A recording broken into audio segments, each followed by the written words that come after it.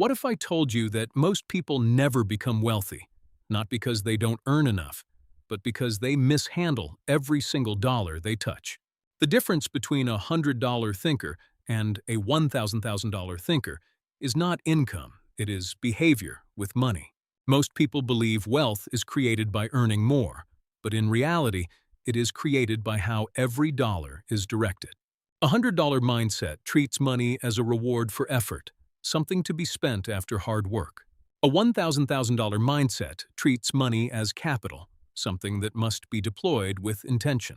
When a $100 thinker receives money, the first instinct is consumption, comfort, and lifestyle upgrade. When a $1,000 thinker receives money, the first instinct is allocation, reinvestment, and expansion. One asks, "What can I buy with this?" The other asks, "What can this become if I use it correctly?" The $100 mindset optimizes for short-term satisfaction, even if it reduces long-term potential. The $1,000 mindset tolerates short-term discomfort to build long-term leverage.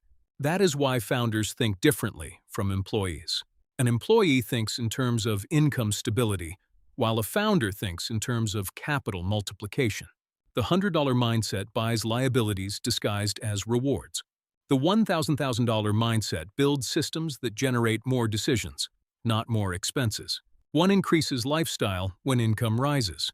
The other increases ownership when income rises. This is where wealth actually separates, silently and consistently. Not in a single breakthrough moment, but in repeated daily allocation decisions. Every dollar either disappears into consumption or compounds into expansion. There is no neutral use of money. Even saving without strategy is still a decision with consequences. Wealth is not what you earn, it is what remains productive after you earn it. And that is why two people can make the same income, yet end up in completely different financial realities. One optimized for comfort, the other optimized for control. And the gap between them is not visible in a day, but undeniable over time. Because money always reflects mindset before it reflects income. If this changed how you think about money and business decisions, subscribe for more founder-level financial insights. And don't just watch this. Apply it.